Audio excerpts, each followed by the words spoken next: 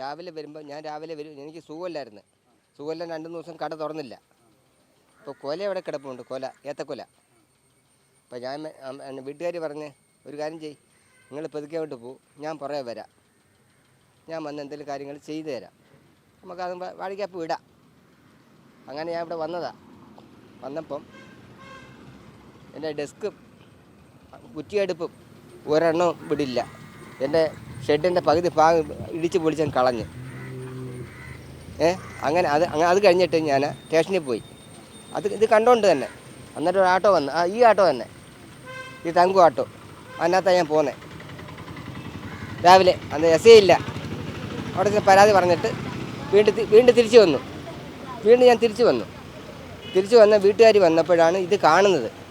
പിന്നെ ഞങ്ങൾ രണ്ടും കൂടെ ഒരു പരാതി എഴുതി സ്റ്റേഷനിൽ കൊണ്ടുകൊടുത്ത്. അവിടുത്തെ എസ് ഐ എല്ലാ പോലീസുകാരും വന്ന് നോക്കി കണ്ടപ്പോൾ കാര്യങ്ങൾ മനസ്സിലായി എന്താണെന്ന്. അത് എന്ത് വേണ്ടുന്ന കാര്യങ്ങൾ ഞങ്ങൾ ചെയ്തു തരാം എന്ന് പറഞ്ഞ് അതിന് വേണ്ടുന്ന പിന്നെ മെമ്പറും പ്രസിഡൻറ്റും എല്ലാവരും പറഞ്ഞ് കാര്യങ്ങളെല്ലാം ചെയ്തു തരാം, കുഴപ്പമില്ല, ബുദ്ധിമുട്ടുണ്ട, വിഷമിക്കണ്ട. പോലീസുകാർ വന്നപ്പോഴും പറഞ്ഞല്ല കാര്യങ്ങളെല്ലാം സംസാരിച്ച് എല്ലാ കാര്യങ്ങളും ഞാനിപ്പോൾ 5-6 കൊല്ലം കൊണ്ട് ഇവിടെ നടത്തുന്നു, ഈ കട നടത്തുന്നത്. ഇതുവരെ ഇങ്ങനെ സംഭവം ഉണ്ടായിട്ടില്ല എൻ്റെ ജീവിതത്തിൽ. ഇത്രയും വർഷത്തിനകം ഒരു കാര്യങ്ങളും. പിന്നെ രണ്ടാമത് എല്ലാം പറക്കി വെച്ചു.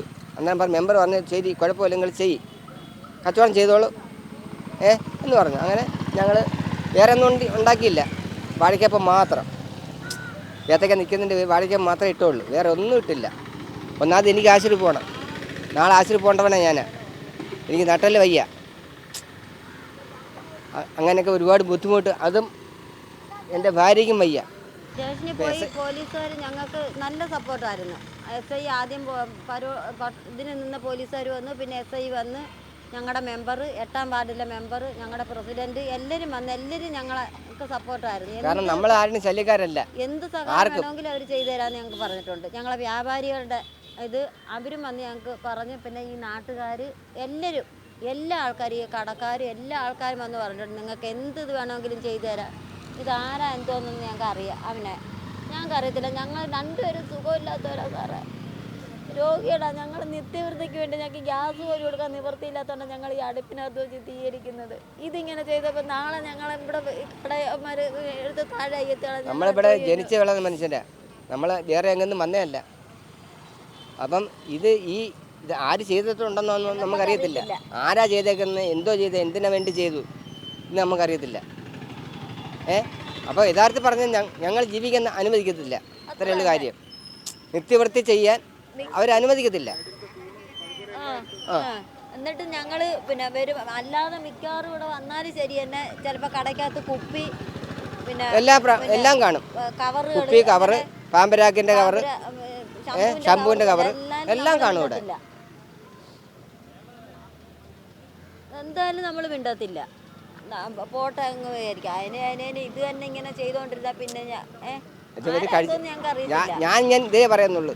അവര് വന്ന് കഴിച്ചിട്ട് പൊയ്ക്കോട്ടെ, കുഴപ്പമില്ല. ഇവിടെ തുറസായ കിടക്കൂല്ല. ഇവിടെ സംശയങ്ങൾ പറയാൻ ആർക്കും നമുക്ക് അറിയാൻ പറ്റത്തില്ല. കാരണം നമുക്ക് ശത്രുക്കളാരും ഇല്ല, ഇതുവരെ ഇല്ല, ഉണ്ടായിട്ടില്ല. എനിക്ക് മനസ്സിനകത്ത് വെച്ചിട്ടുണ്ട് എന്തെങ്കിലും കാണിക്കുന്നോ ഇല്ലയോ എന്ന് അറിയാൻ പറ്റത്തില്ല. സ്റ്റേഷനിൽ പറഞ്ഞാൽ അവർ എന്ത് വേണമെങ്കിലും അവർ ചെയ്യാം, അവർ കണ്ടുപിടിക്കാം. പിന്നെ രാത്രി ഇവിടെ ഞങ്ങൾ പെട്രോളിംഗ് ഉണ്ട്. എന്തായാലും ഞങ്ങൾ നോക്കിക്കോളാം. അവരെന്ത് എസ് ഐക്കാന്നൊക്കെ ഭയങ്കര സങ്കടമായിപ്പോയി. എസ് ഐക്കാ വന്ന പോലീസുകാരും പറയുന്നത്, അയ്യോ അവരെ കട അവർ നിത്യവൃത്തി ചെയ്യുന്നവരല്ലേ, അവർ ആ കട അങ്ങനെ നശിപ്പിച്ചപ്പോൾ അത് അവർ വേണ്ടുന്ന എന്താ വേണമെങ്കിലും ഞങ്ങളുടെ മെമ്പറായാലും 8-ാം വാർഡിലെ മെമ്പർ, ഞങ്ങളുടെ പ്രസിഡന്റ്, എന്താണെന്ന് വെച്ചാൽ അവർ ഞങ്ങൾക്ക് ചെയ്തു തരാമെന്ന് പറഞ്ഞിട്ടുണ്ട്. ഞങ്ങളുടെ വ്യാപാരികളുടെ എല്ലാം, പിന്നെ ഈ നാട്ടുകാരും, അവർ എന്ത് സപ്പോർട്ട് വേണമെങ്കിലും നമുക്ക് ചെയ്യാമെന്ന് അവർ പറഞ്ഞിട്ടുണ്ട്. വെച്ചിട്ടല്ല പറക്കി വെച്ചിട്ട് പിന്നെല്ലാം ചെയ്തത്, പറക്കി വെച്ച് ചായ ഒഴിക്കാൻ പറഞ്ഞു. അങ്ങനെ ചെയ്താ ഒരു 1 മണിയൊക്കെ ആയി. പിന്നെ ഇതെല്ലാം പറക്കി വെച്ചിട്ടെല്ലാം വെച്ചിട്ട് ഞങ്ങൾ തുടങ്ങിയത്.